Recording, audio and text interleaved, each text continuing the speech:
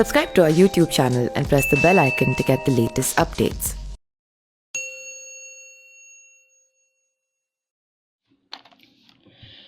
पांच राज्यों के विधानसभा चुनाव के नतीजों में सबसे ज्यादा चर्चा पश्चिम बंगाल के चुनाव की हो रही है। पश्चिम बंगाल के चुनाव पर खास नजर इसलिए भी है क्योंकि केंद्र की सत्तारूढ़ भारतीय जनता पार्टी पश्चिम बंगाल में 10 साल से शासन कर रही है। तृणमूल कांग्रेस को सीधे टक्कर दे रही है। बीजेपी ने इस चुनाव के लिए पश्चिम बंगाल में दीदी ममता बनर्जी को हराने के लिए अपना पूरा जोर लगाया है और प्रचार के लिए प्रधानमंत्री नरेंद्र मोदी, अमित शाह समेत कई केंद्रीय मंत्री लगातार बंगाल पहुंचे, जबकि तृणमूल कांग्रेस की ममता बनर्जी यहां तीसरी बार सरकार बनाने की पुरजोर इरादे में मैदान में उतरी थी।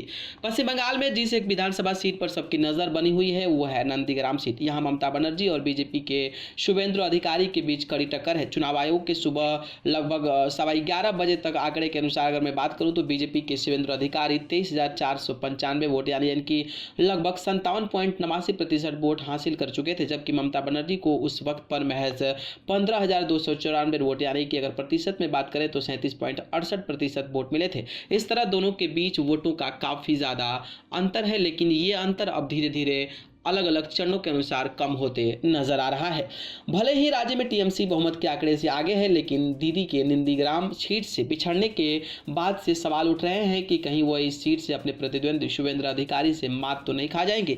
इसको लेकर पार्टी में भी चिंता है। जानकारों के मुताबिक पार्टी की जीत लेकिन दीदी की हार आने वाले वक्त में राज्य की राजनीति और टीएमसी के प्रभाव को प्रभावित करेगी। कुछ ऐसे ही सवाल और कयास भी स्थानीय तौर पर लगने शुरू हो गए हैं कि ममता बनर्जी के हारने से पार्टी को क्या क्या नुकसान हो सकते हैं। राजनीतिक विश्लेषकों का मानना है कि भले ही पार्टी राज्य में चुनाव जीत जाए, लेकिन ममता की हारे से तृणमूल कांग्रेस में बगावत के शुरू भर सकते हैं। खासतौर पे अभिषेक बनर्जी को लेकर पार्टी में नाराजगी बढ़ जाएगी, क्योंकि उनका पार्टी पर पूरी तरह प्रभाव है। यहां तक कि नीतिगत फैसलों में उनका काफी दबदबा रहता है, जिससे कई दिग्गज अक्सर नाराज रहे हैं। अभिषेक को ममता के राजनीतिक बारिश के रूप में देखा माना जाता है, लेकिन यही नहीं, हारने पर अभिषेक बनर्जी की वजह से दीदी की छवि को भी झटका लगेगा। टीएमसी छोड़कर बीजेपी में शामिल होने वाले नेताओं का मानना है कि अब तृणमूल ममता नहीं बल्कि अभिषेक बनर्जी के हाथों में आ चुकी है।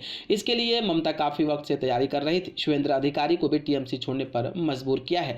जानकार यह भी मानते हैं कि एक बड़ी बात यह भी है कि सत्ता जाने पर टीएमसी के कई विधायक बीजेपी का रुख भी कर सकते हैं। इससे पार्टी में दीदी की पकड़ और भी कमजोर हो जाएगी। ममता बनर्जी को राष्ट्रीय स्तर पर मोदी विरोधी के चेहरे के रूप में देखा जाता है। समय समय पर और इस चुनाव उन्होंने इस बात पूरा जो लगाया कि वह नरेंद्र मोदी और अमित शाह की जोड़ी को अकेले दम पर हरा सकती है, और अगर वह नंदीग्राम चुनाव सीट से हार जाती है तो इसमें उन्हें बड़ा झटका भी लग सकता है। लेकिन जिस तरीके से तृणमूल कांग्रेस वेस्ट बंगाल की राजनीति में तहलका मचाई हुई है, तो उससे अभी तक के रुझानों में कहा जा सकता है कि ममता बनर्जी की सरकार फिर से पश्चिम बंगाल में बनने वाली है।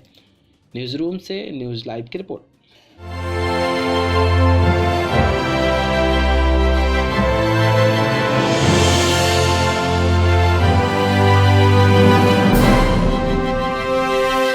Subscribe to our YouTube channel and press the bell icon to get the latest updates.